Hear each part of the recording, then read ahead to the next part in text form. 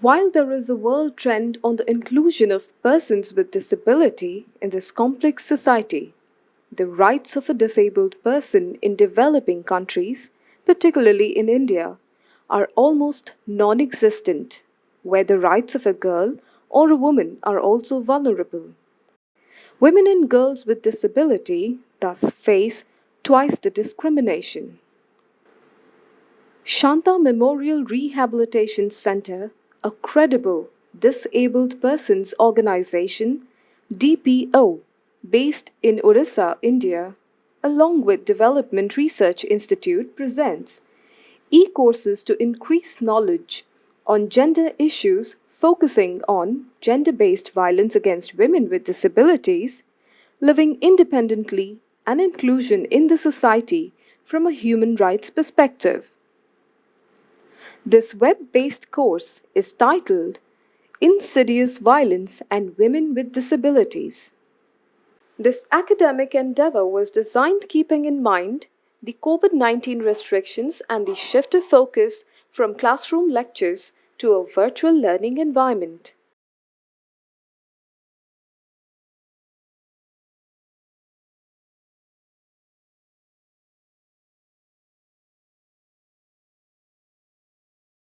Good afternoon, everyone. And I know it's a odd time for all of you all here, but we had to compromise with the timing with the speaker.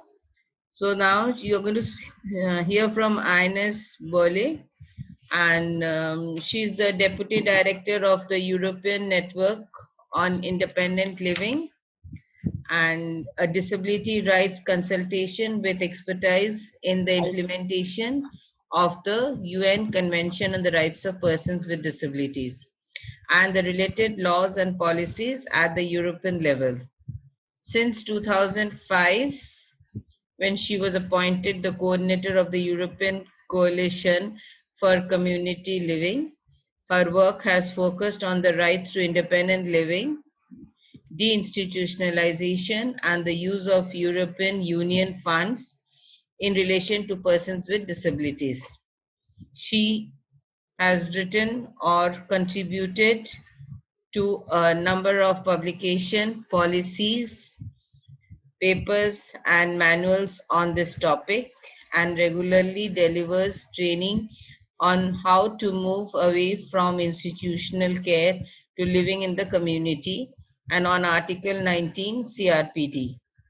Ines has an MA in Human Rights from the Central European University in Budapest and has previously worked at Amnesty International Coalition.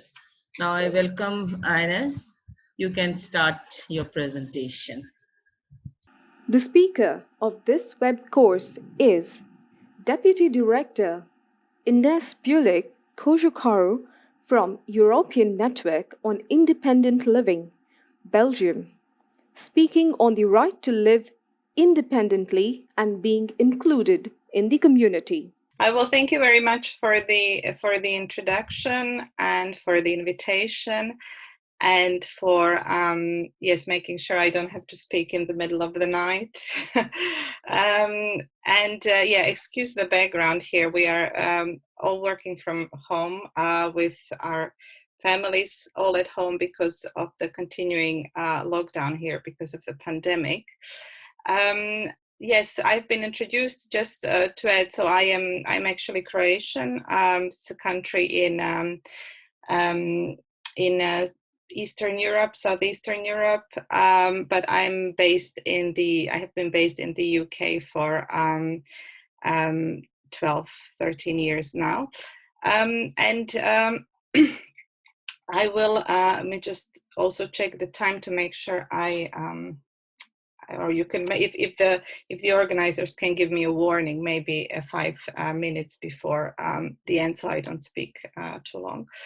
I will speak today about, I've been asked to speak about deinstitutionalization, and I will explain, of course, what deinstitutionalization is, but I will focus mainly on what deinstitutionalization should result in, and that is, of course, living independently, disabled people having the opportunity to live independently and to being included in the community.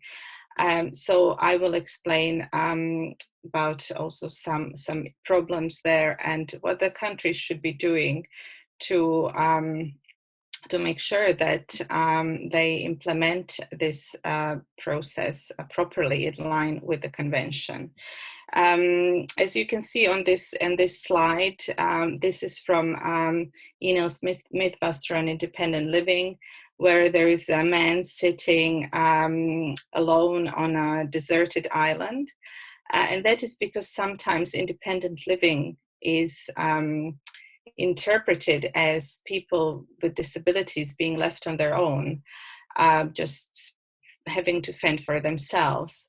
And that is very much what independent living is not. Independent living is about having the support that you need, whatever it is, to participate in the community, to live your life as you wish, to have a family or not, to travel, to work, to go to school, to do whatever you want. So that is just the starting slide. First of all, just to give you a little bit of overview, I will start with a short introduction into what the European Network on Independent Living is. I will talk a little bit about what we see as the main barriers to independent living. I will then explain what the right to independent living includes. I will go over the definitions of independent living, institution, deinstitutionalization, and personal assistance. I will talk a little bit about the key principles of independent living and the core elements of the right to independent living. I will talk about the concept of progressive realization in relation to independent living, about the relationship with other provisions of the convention, and with a focus on women with disabilities. So that's what I will aim to cover today. And we should have time then also for discussion at the end or some questions. So to start, a little bit about the European Network on Independent Living. So we are a user-led network working at the European level. We have members across Europe, mainly grassroots organizations, such as Centers for Independent Living or other types of activist organizations that are advocating for independent living. Our focus is on promoting control and choice for disabled people through personal assistance, through a barrier-free environment, through having access to different housing options, technical aids, and we advocate for the closure of all institutions for disabled people. We share good practice on personal assistance, on peer support, on deinstitutionalization, on the use of funding, whether it's the European Union funding or international humanitarian aid, how to use it to support independent living. We focus on any cuts to services as a result of austerity measures, on disability, hate crime, and accessibility. And when I say that we share good practice, is what we do is, as many of our members have good practice in their countries or are themselves delivering some of these good practices. So we help people learn from each other and learn from, whatever good legislation there is or good types of services or whatever. So we help people share and learn basically from each other and support each other. We have every 2 years, we have the Freedom Drive in Brussels, where we have a protest in the street for independent living, and we have all sorts of workshops and events for disabled people. And we have a campaign, EU Funds for Our Rights, where we advocate that any funding that is available in Europe is used to support independent living and is not used to support institutions for disabled people. So this is a little bit about Ines. We are primarily Europe focused, although we do cooperate also with organizations from outside Europe. We are active in the World Network on Independent Living, which was established just a couple of years ago. We have good, for example, close contact with organizations from Japan, from the United States, from Canada. We are, and from Korea recently. So we're also very open to working together with colleagues outside of Europe. Now, what are the main, why is this not moving? Okay. What are the main barriers to independent living? A couple of years ago, we did some research, and this was not a European research. It was at the global level. We talked to people from all over the globe about what they see as the main barriers to independent living, and we wanted to find out whether there were any differences between the different parts of the world in how people perceive independent living and what problems they're facing. And we found actually that, yes, there are, of course, big differences in the countries across the world in terms of their economic situation, in terms of the size of their population, in terms of their culture, traditions, etc. So we are very different. Even within Europe, we are very different, the different countries from the south to the west, to the north, to the east. There are big differences in people's situations, but there are some things also that people have in common across the world. One of them is that there's still a lot of misunderstanding about what independent living is. Between disabled, some people think that independent living is only for people with physical disabilities. That there are some people who just cannot live independently. Some people think that, like I said at the very beginning, some people think that independent living is about living on your own without any support. So there is a big still misunderstanding about what independent living is. Of course, there are a lot of negative attitudes and stigma faced by disabled people. And there is a persisting still medical model in society. So disabled people are still seen as somebody who is unable to live in the community. They should just sit at home or be cared for in an institution. There is a lack of support for families of disabled children.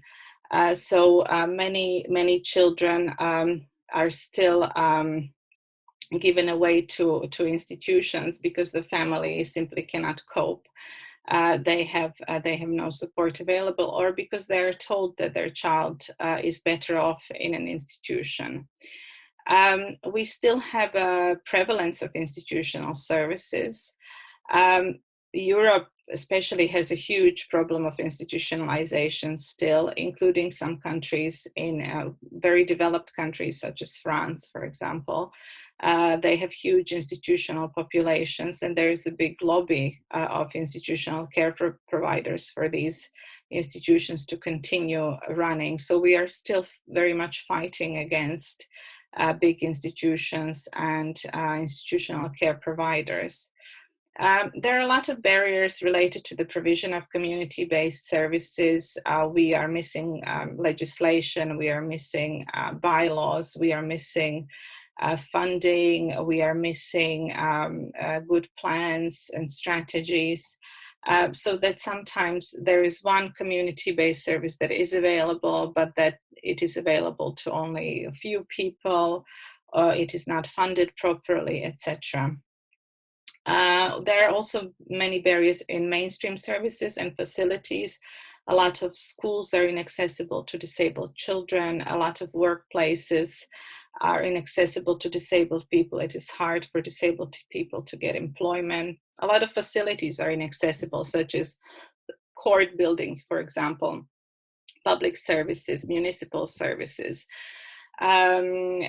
transport services, etc.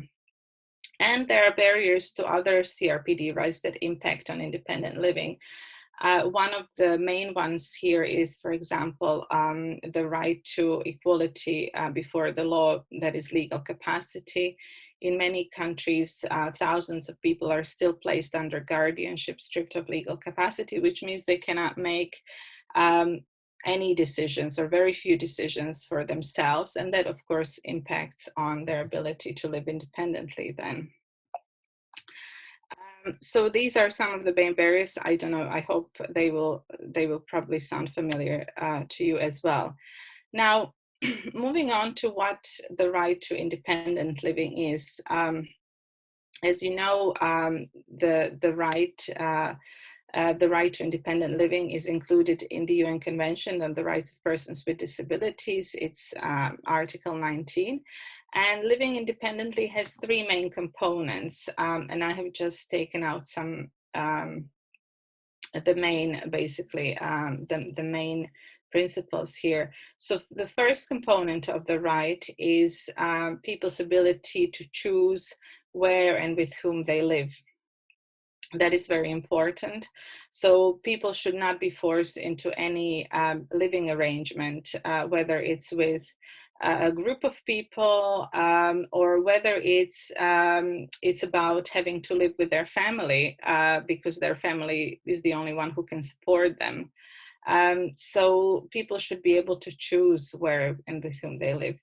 They should have access to a range of services, including personal assistance, which facilitate inclusion and prevent isolation and segregation. That is very important. So whatever services are available should support social inclusion and active participation. And they should have access to services and facilities available to the general population. So these are the three main components of the right. And I will, of course, tell you a little bit more as I go along. I will spend a little bit of time on the definitions. That is something that is very important for our work here because there are many misconceptions about independent living, and also many times these terms are used by politicians or by service providers in a way that is not right. So, for example, some of the institutions are called centers for independent living, you know, so, or sometimes they use a community-based center for to call an institution. So sometimes it's very hard to understand what something is until you look at it closely, until you understand how people are living there. So that is very important for us. Why it's very important for us to promote the correct usage of the terms related to independent living. The definition we most often use is by Adolf Ratzka, one of the pioneers of independent living in Europe and the world, who says that independent living is having the same range of options and the same degree of self-determination that people without a disability take for granted. The General Comment 5 has the following definition. Independent living or living independently means that individuals with disabilities are provided with all necessary means, enabling them to exercise choice and control over their lives and make all decisions concerning their lives. And I have a quote here from our report, from this global report that I mentioned, where somebody said, "They, the government, can claim they're giving us what we have asked for, independent living. The problem is that they don't mean giving us the support to enable us to exercise our autonomy and self-determination, but to be independent from them and the state. So this is in cases, of course, where independent living is interpreted as just being on your own. Moving on to the next definition, and that is of what is an institution. There are many, again, interpretation of what an institution is. So I would say the best definition, and what we believe at Ines, the best definition is the one from the General Comment 5, which provides detailed guidance to the states about how to interpret how to implement, Article 19 and the Convention. And the way institution is defined there, it talks about people obligatory sharing of assistance, so people having no choice over who provides their support. And you know, it's the cases where people are told by their assistants what to do, when to go to bed, people having to ask their assistants whether they can go out or not, asking for permission. So where the person has no control over the support that is provided to them. It's the places where people are isolated and segregated from independent life in the community, where they have a lack of control over day-to-day decisions, where they have a lack of choice over whom to live with, where there is a rigidity of routine. So every day is decided for them, when they get up, how many times they take a shower, when they go out, whether they go out, what they eat, etc., what they do during the day. Where people have identical activities in the same place for a group of persons.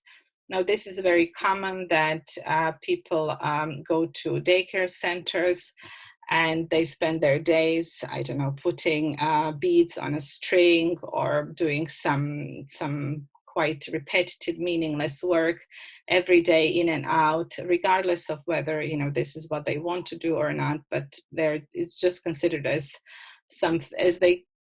if they cannot do anything else, right? It's just something to fill one's day.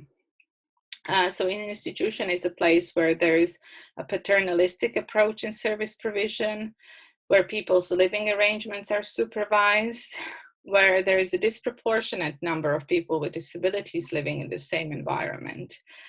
This is something that people often ask about, you know, so how many people do you have to have living together for this place to be called an institution?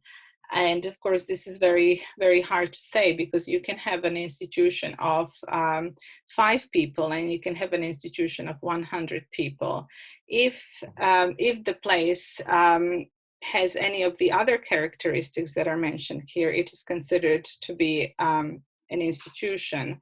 So basically, regardless of the size, I mean, you can have 3 people living together. If you tie them to their bed, you know, for whole days, of course it's an institution, regardless of the fact that it is just 3 people living together.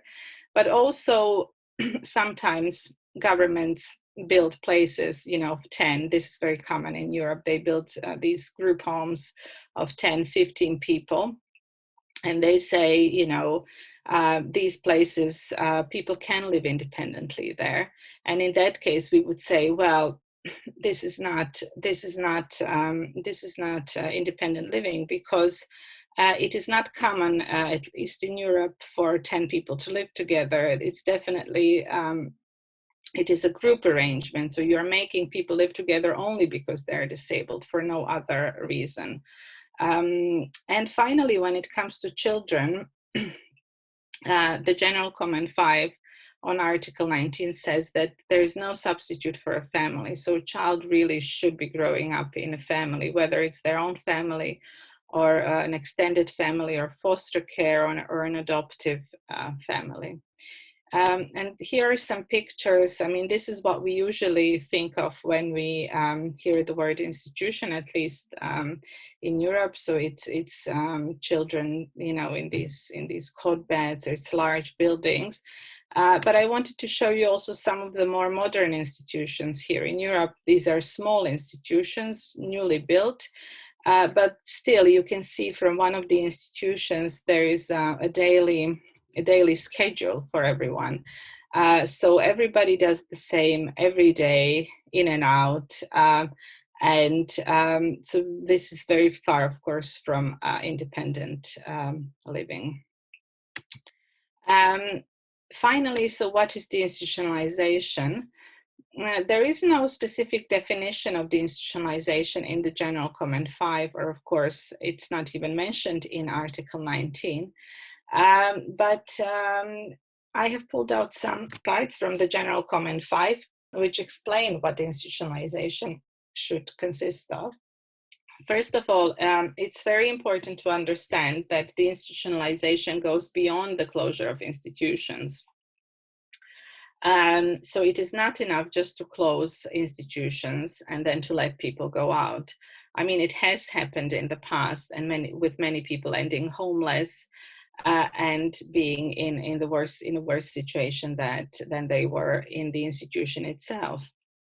So what the institutionalization requires is a strategy and an action plan for what to do after the institutions are closed, what to do with these people who have lived in institutions. And there's no way about it unless the government is prepared to implement structural reforms, right? There is not one thing a government can do to implement the institutionalization. It has to be a set of reforms with different goals. An important part is raising awareness about the right of people with disabilities living in the community and getting rid of that stigma that disabled people belong in institutions, that they cannot live as one's neighbors in the community. Awareness raising is one key part of it. And of course, accessibility, people being able to move around, to use services, to use transport, to use, to use all the facilities available to the general population. Some of the other parts of key to deinstitutionalization are, of course, strategic thinking, a good comprehensive strategy that includes all the groups that are placed or in danger of being placed in institutions. So these would be children, these would be adults with disabilities, including people with intellectual disabilities, including people with psychosocial disabilities, and older people with disabilities as well. So a strategic plan covering all these groups and outlining steps for moving them into the community is necessary. The key part, of course, is establishing a range of individualized support services, including individualized plans for the transition from an institution to living in the community. Needless to say, if there are plans and there is no budget and a time frame, then the plans just stay plans on paper. So there has to be an adequate budget, time frame, and sort of a plan of who's going to do what in that process. It is important that the services that are developed are inclusive, that we don't move people from one institutionalized environment to another institutionalized environment. The institutionalization requires a coordinated cross-government approach. It is not something it is not a process that can be implemented by just one ministry. For example, usually it is the Ministry of Social Affairs that would be in charge of the process. The government would certainly need to involve, for example, the Ministry of Education, the Ministry of Health, the Ministry of Labor. What we would recommend is that the process is led by a cross-government group to make sure that these structural reforms that I mentioned are really led on and coordinated by the relevant part of the government. I think that is the most difficult part, is to get that cross-government support for the process. So sometimes one ministry is in favor of deinstitutionalization, but the other ministries do not understand it, they do not support it, and then of course the process stops. And finally, a key part of the institutionalization is access to housing, and that is of course one of the main barriers, is that there is not enough social housing, there is not enough housing in the mainstream, so people stay in institutions or they're moved to smaller institutions. So developing a plan on where people will live and building sustainable sort of housing options is very important. So this is a sort of a definition of the institutionalization.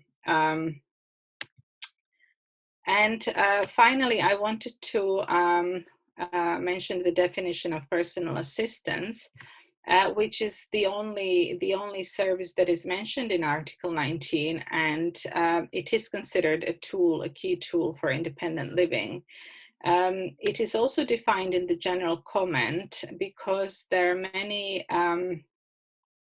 many services that are called personal assistance but are not personal assistance in fact. So what distinguishes personal assistance, for example, from home care, or care that is provided by families, informal care, is that this is a person-centered and a user-led support, in which a person who uses the assistance is in control of that assistance. So personal assistant is in fact an employee of the disabled person, and he or she does what the disabled person tells them to do. Now, some people can do it themselves, and some people might need the support of another person to direct the personal assistant. But the personal assistant is not somebody who is in charge, they are the employee. And there are it is quite a long definition of personal assistance in the General Comment 5, but the key parts of it are adequate funding, who controls the service, that it is a one-to-one relationship.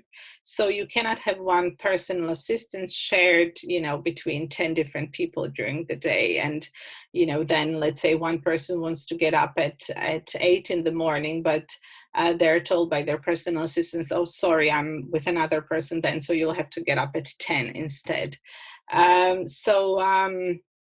One-to-one relationship is important, and it's important that people are given the adequate number of hours, or given the funding for an adequate number of hours. So if they need personal assistance for 24 hours a day, they should get it for 24 hours a day. And if they should need it for 5 hours a day, they should get it for 5, etc. Of course, this is very far from what happens in reality. And usually, in most cases, there are restrictions on how long people can have personal assistance for. So that is in fact one of the big problems. I'm telling you how things should be, and it doesn't mean it's important to understand that, so that we know what we are working towards. But it is far from reality, of course, even in very well-developed countries. I will move to some key principles of independent living, and I'll try not to repeat things that I already said. There are only four key principles. One is that independent living refers to all disabled persons. So I'm sure you have all heard, somebody saying, "Oh no, that person cannot live independently." No, we should start from the perspective that everyone is able to live independently. It means different things for different people, but everybody has a right, and everybody can live independently in the community.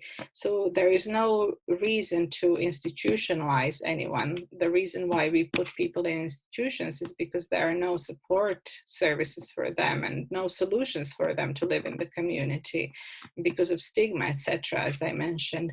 But there is no inherent reason why anyone should be living in the community, even people who need 24-hour support, even people who cannot express themselves verbally. verbally, etc., etc. So everybody can live in the community. And that is a very important principle to understand, and a very important vision to work towards, for governments, but also for disabled people's organizations, service providers, and other actors. There is the principle of choice, which I mentioned. People being able to choose how their lives, whatever that means for them. It's important to take a rights-based approach to independent living as a right instead of a medical approach, where we look at people's deficits, what they cannot do, where we see disabled people as being ill, as needing to be cared for, needing to be treated, needing to be unnecessarily hospitalized, etc. So we need to take a human rights-based approach, the right to choose services and service providers with the aim of full social inclusion. And I pulled out a quote here again from our report, which is a little bit about these cultural differences. And it says, in every culture, I think the medical model of disability means limiting and restricting disabled people to their impairment and nothing else. And that is the problem with the medical model. And then it might take different cultural shapes. It might be a medical diagnosis. It might be combined with superstition. It might be the incapacity approach. You can't do anything because you are impaired, and all different shapes we can think of. And that is of course very true. So in every country across the world, there's different, whether it's cultural norms, traditions, the way the government works, the financial, the economic situations. There are all sorts of barriers to independent living. And the final key principle of independent living is mainstreaming. People should be a part of the mainstream society. There is a picture here from our Mythbuster where a disabled person in a wheelchair is able to choose between a house for the moderately disabled, a house for the very disabled, and a house for severely disabled. So this is what often happens, of course, is people, for example, people leaving institutions or people living in the community are given a choice, but a choice between segregated services, specialized services only for disabled people. They're not given a choice to live in a regular house, with non-disabled neighbors. They are given a choice between services allocated only to disabled people. And they're given a choice to work in a place only for disabled people, and go to school only for disabled people, and use transport only for disabled people. And this is something that we have to dismantle. So people must have access to mainstream services. And of course, if mainstream services are accessible to all, it is good for the whole of society. It is good for older people, it is good for people who become disabled at some point during their life. It is good for, for mothers with small children. That's the approach that we should take, that an inclusive society is good for all of its citizens, not just for, disabled people.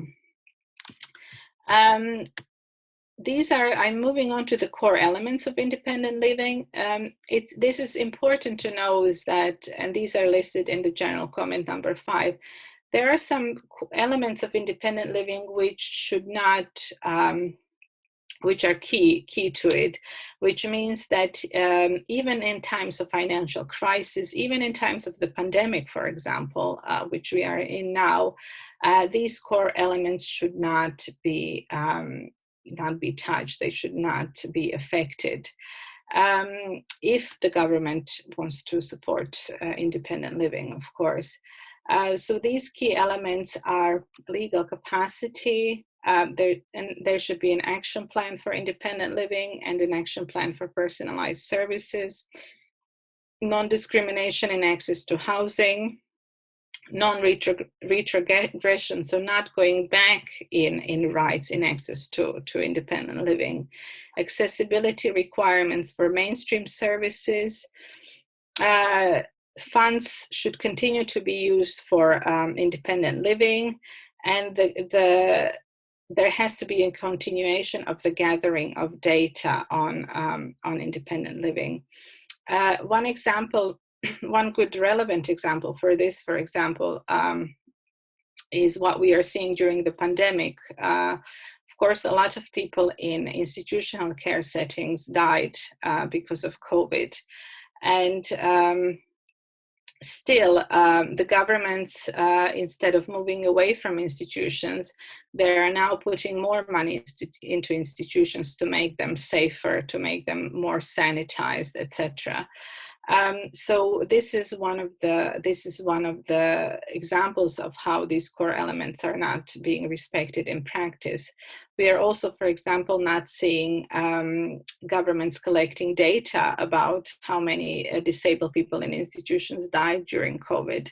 The monitoring of institutions has stopped during the pandemic. Again, this is another core element breached at the moment. Yes, this just goes against the convention. Moving on, I will talk a little bit about, yes, the concept of progressive realization.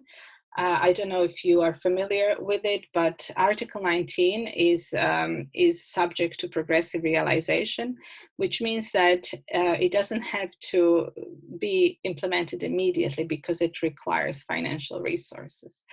Now, the important thing to understand is that a part of Article 19 is subject to progressive realization, but one part of it is not subject to progressive realization. It has to be implemented immediately. It's subject to immediate implementation. And that is the part that constitutes the civil and political rights of Article 19, and that is the right to choose one's own residence and where, how, and with whom to live. So the governments cannot say, oh, we have 20 years to implement this right. No, they should be working immediately on this part of the right.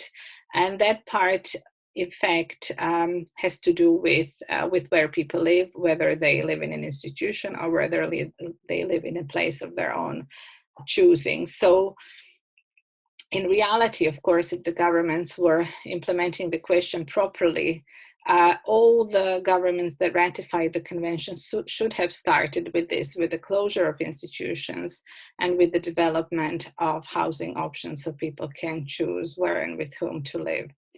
And then there is a part of the right that is subject to progressive realization, and that is the right to access individualized support services and the right to access mainstream services and facilities.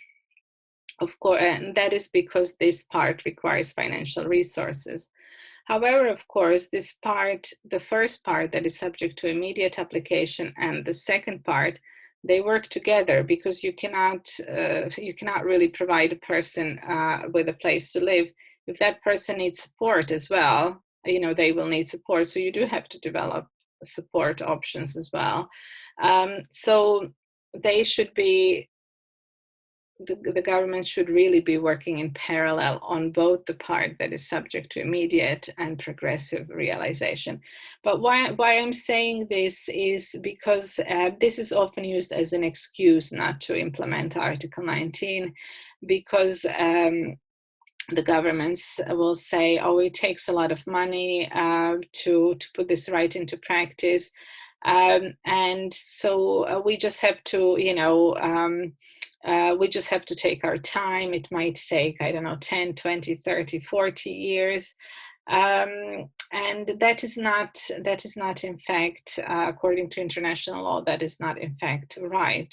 They should be starting with some things immediately, right? They should be having strategies in place, action plans. They should allocate resources they have to developing support to and housing options to enable people to live in the community, and of course making mainstream services accessible. One thing that we have a problem with in Europe, as I mentioned, we do monitor how European Union funding is used, is that despite their obligations, the governments continue investing lots and lots of money into institutions. And we have made, different complaints, including at the international level, to try to stop that, but we haven't been very successful, I have to say, so far. So usually money is used as an excuse, but even if there is money, it is being put into wrong things. So that is unfortunately the reality. And then, yes, now I will move a little bit to different parts of different obligations under Article 19, and that is the obligation to respect, to protect, and to fulfill. So actually then in that case, I mean, you can have this presentation afterwards. So, and I mentioned a lot of these things, so you can look at these slides. But in that case, I will move a little bit to the relationship with the other provisions, which I think is important to you because you're interested in women with disabilities. So of course, independent living applies to all, as I said. But when implementing Article 19, governments also have to be mindful that some groups may experience multiple discrimination, for example, because they're children or because they're women and girls with disabilities. And the general comment points to this and says, okay, when implementing Article 19, when it comes to women with disabilities, there are some additional things that EU governments have to be mindful of. First is that women with disabilities face greater risk of institutionalization and violence, including sexual violence, abuse, and harassment. So when planning the processes of deinstitutionalization, and looking at moving people out of institutions, the governments should prioritize then those groups that are at higher risk. Particular attention when it comes to independent living should be given to elimination of gender-based discrimination and patriarchal social patterns. Because as you all know, it is these cultural norms and values that restrict the choices of women over how they live and where they live. So just as some people are sent to institutions, there are women who are forced to live with their families or forced to live in a particular arrangement, especially women with disabilities. So again, particular attention needs to be paid to this, so that women as well, not just men with disabilities, are able to choose where they live and who provides their support. There needs to be particular attention paid to, of course, to empowering the advancement of women and girls with disabilities. So in terms of working directly with them, raising awareness about their rights, giving them the tools necessary to fight for their rights, but also to work with the government and other stakeholders on making sure that what they need for independent living is being done. Particular attention needs to be paid to work-life balance, to supporting women to re-enter or enter the labor market. Then, for example, things like shelters for victims of gender-based facilities, like shelters for victims of gender-based violence, are also important to women being able to live independently in the community. I also want to highlight a couple of other articles, of course, that are particularly important to women, and that is the Article 23 on the respect for home and family.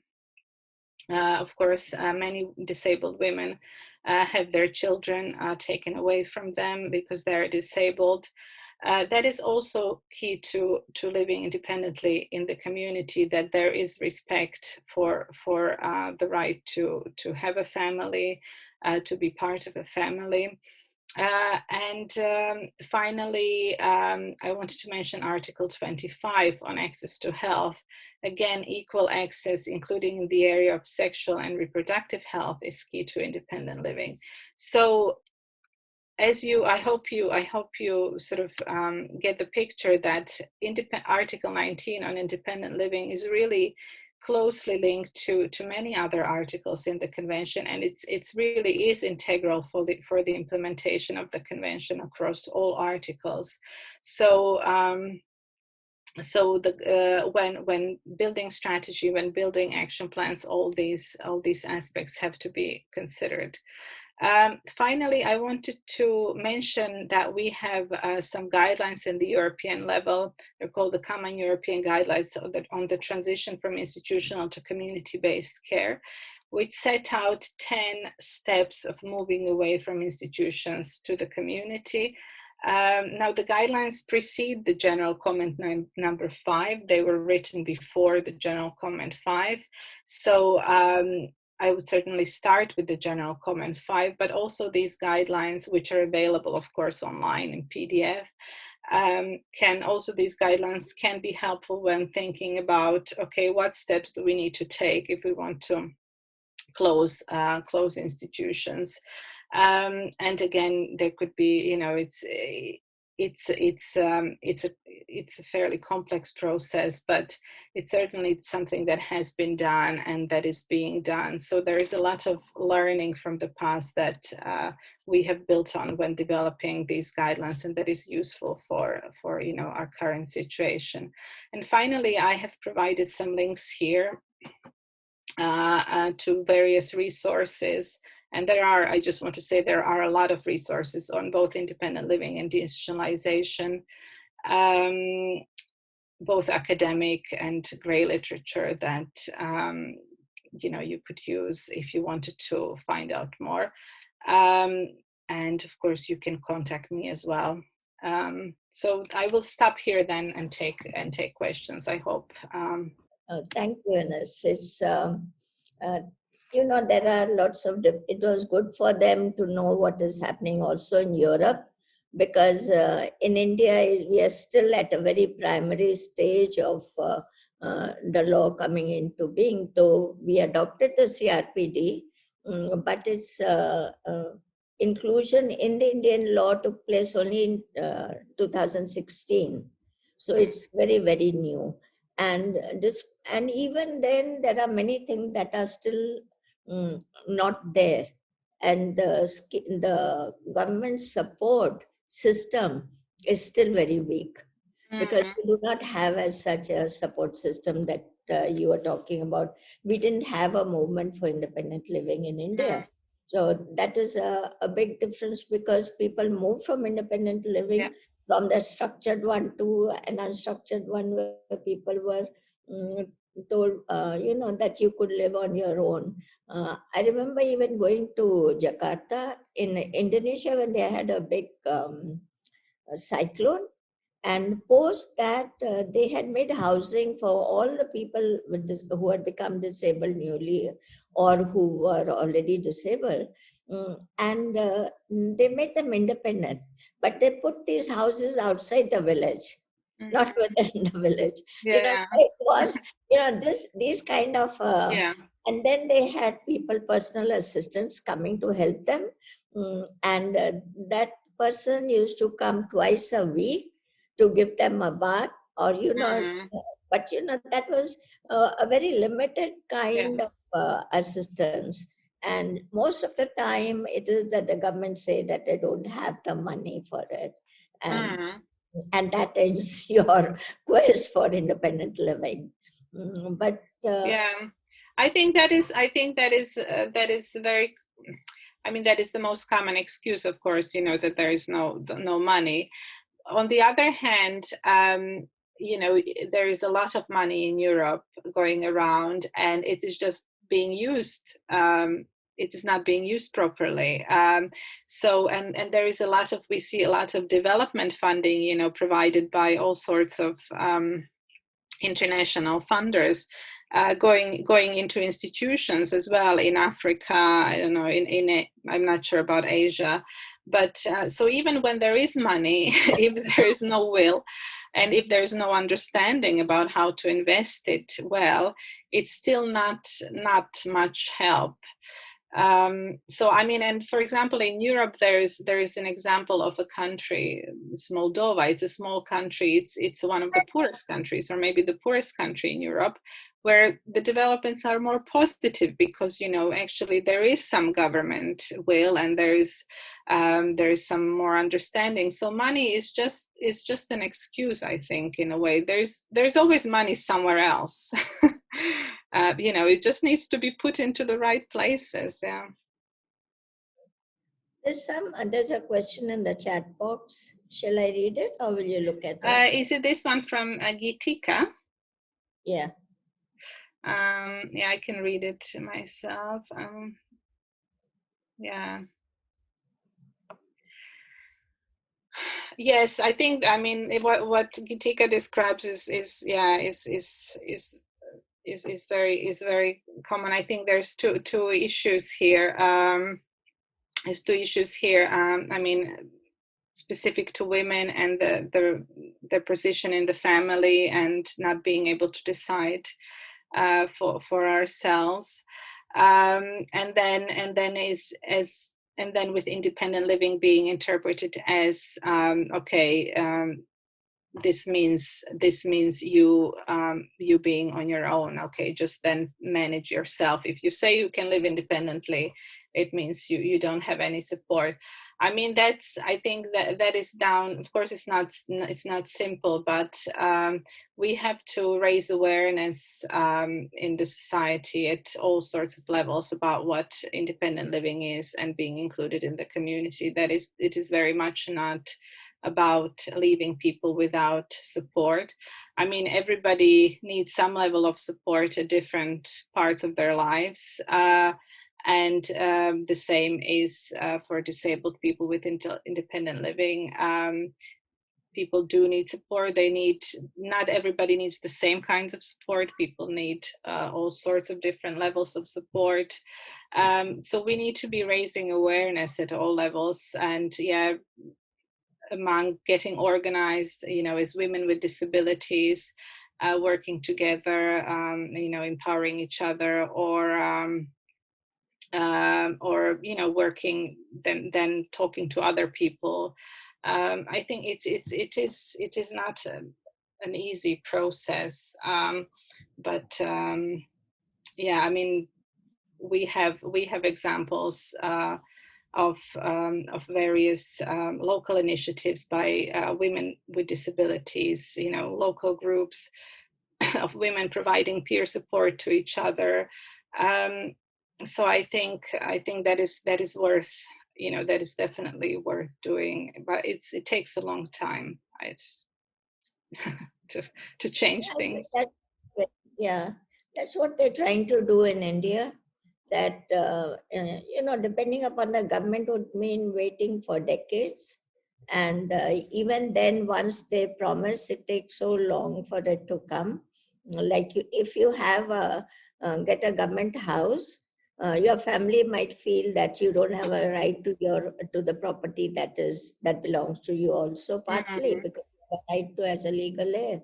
So those kind of things happen. So now there is a big movement in India that living in the community is something that can be done by the community itself. So holding with the community, teaching them how to bring that about. And that is working out better than the state doing it, or by it being done by the institutionalization, which is still continuing. But you know, how much can you do unless it doesn't become universal? People who are like, I might work in a few states, you know, but someone else might. But if you leave it to civil society, the whole thing is coverage is very limited. So there has to be a way of creating more awareness by which it filters down to the community. And also a little bit more sensitivity from the government, which is not happening. And that's not only in India, that's everywhere, I suppose. Yeah, I mean, you can't, I think just relying on the civil society, it generally, it's not sustainable. And then, it depends. It's tied to project funding or things like that. And I mean, we've heard of situations where people are taken out of institutions through civil society, with the help of an NGO provided with housing, and once the money runs out, they're sent back to an institution. I mean, that's really, of course, it's horrible. So I think, I mean, one thing is trying to change everything at once is not possible, definitely. But we do have to work at different levels. So I think working with the government and trying to get legislative change as well, so some things are enshrined in law, some certain rights, certain support services, because even if sometimes we see, services are enshrined in law, but they're not implemented in practice. But at least if they're enshrined in law, then you can work on that. You can work on that, on trying to get them then working in practice. So we need to work at that level. I mean, the civil society initiatives are crucial, of course, as well, and we need to, pilot things. Let people try. This is what we as Enel do as well. I mean, we'll start a project now in Turkey, which is also very patriarchal, with a group of women with disabilities. Very patriarchal. I mean, girls and women mostly stay in their families, are supported by families, are not considered as, having really, I mean, as being as sort of as having that option of living independently. But we are working with some younger girls, students who have tried personal assistance themselves, and it's about talking then to other girls and women about what it is, so these kinds of civil society initiatives are, of course, very, very important. But civil society are not good for provision of services because it's not sustainable. So I think, working at different levels at the same time and trying not to get too overwhelmed by the enormity of, the task is important. I think, I mean, there's really great grassroots initiatives. And it's important to have people who are inspired to, and who are pushing things along all the time. There's another question in the chat box. Deep Shikha. Okay, acceptance. Yeah, I mean, acceptance is very important. That tackling that stigma, and yes, it's an important. But again, I think it's a long-term process, because you will not change everybody's mind immediately. I mean, at least from our experience, it takes a long time. Some people are much more, will come on board and will understand. And then sometimes it is very difficult to convince people that every person can live independently. But I think acceptance, both from the society but also people themselves, is very important, because I mean, as long as also disabled people themselves feel, yeah, I can do this, I want to live on my own, I want to work, I don't know, I want to be a part of society, they will fight for it, they will join with other people, they will talk to the local authority or whatever. I mean, it's important to empower also to get disabled people accept themselves as well, and So acceptance by all sides, I think it's important.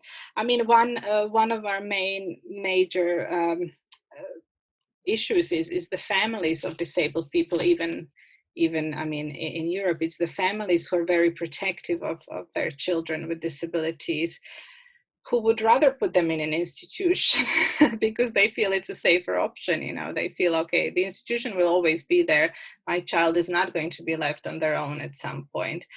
So working with families is, I guess, one of the most difficult things for us. But again, then you get younger families, who are a bit more maybe modern, progressive.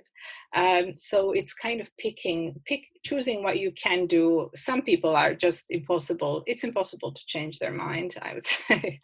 So I would just not waste one's energy on absolutely everything, Yes, that's from experience. We have also with us Professor Sandhya Limai from the Tata Institute of Social Sciences. And I wanted to ask her if she wants to come in and say something. Otherwise, any students? Hi, Sandhya. Hi, nice to meet both of you. Very cool lecture because in India we have a lot of confusion about independent living. Because in Indian society, the family do not emphasize independent living. So when you use the word independent living, they thought that we are breaking up the family. It's very difficult mentality that we have. Second one, under the patriarchy, women, especially women with disability, do not have a right for independent living. That is the major issue. Third one, when you talk about the acceptance, sometimes I'm wondering why should we force to accept our own condition? Can you tell? Very difficult. Well, I mean, on the last point, I suppose because we are very, I mean, we at Enel, we bring together disabled people, young people, older people, and there is the concept of disability pride. People are proud of being disabled. I mean, it's that social model of disability that people are signed up to, and where it's not your fault that it's about the society that needs to change. Everybody should be proud and accept who they are, so of course you cannot force everyone and to accept their condition. I mean, it's, if somebody doesn't want to, they they don't want to, they can be but there's nothing, in most cases there's nothing you can do about it, and by coming together with other disabled people and seeing, okay, it's the if the society changed, if they didn't look at me this way, or if they didn't treat me this way, there would be no problem, right? So it's not my problem, it's their problem. I think that is how we look at it. But of course, yes, it's very individual, and people deal with things things their own way. But at least there should be some groups, peer support groups, some structures where people can learn to accept themselves, but also be proud about themselves, and I mean, we do this through our network, basically. I mean, that's one way of doing it. We organize, for example, for young people every summer, kind of a study session, summer school, and people come to, and it's organized by young disabled people, and people come there also from countries where they're basically, depending on their families, they have very little of kind of any proper life, but they come to the session, at least they leave with a sense of pride, if nothing else. But it's it's a starting point. But I think the other issues you raised, I mean, they're all difficult issues to deal with. And it's not, what we what we always try to say, really, independent living is not about kind of imposing any sort of life, any sort of cultural view on anyone or whatever. If somebody would prefer to stay and live with their family, if that's their real choice, go ahead. But it has to be their choice, and often, of course, it's not. It's about what is imposed by somebody else. So yeah, it's difficult. I mean, it's difficult in Europe as well, and we also have countries where the family is very strong. And some countries, of course, where it's much more about individualism, but a lot of countries where the family is very strong and does not want to let go either. So it's about working with those families, but as I said, it's very hard. Yeah, um, agreed. yeah, it's very hard. I mean, I think it's important to find ways around it. For example, just ensuring people have employment opportunities gives them a way out. Education, of course, is very important. So starting with, trying to get inclusive education, some employment, that gives people a way out in a way that you don't have to say, okay, just give your family member freedom, but they will gain some level of freedom with those kinds of skills and experiences, etc. But yeah, it's hard. But what about the country for the woman with disability regarding independent living? How you prepare them? How you prepare the actual women with disabilities. Yeah, for independent living, because they don't have confidence, they are dependent on others.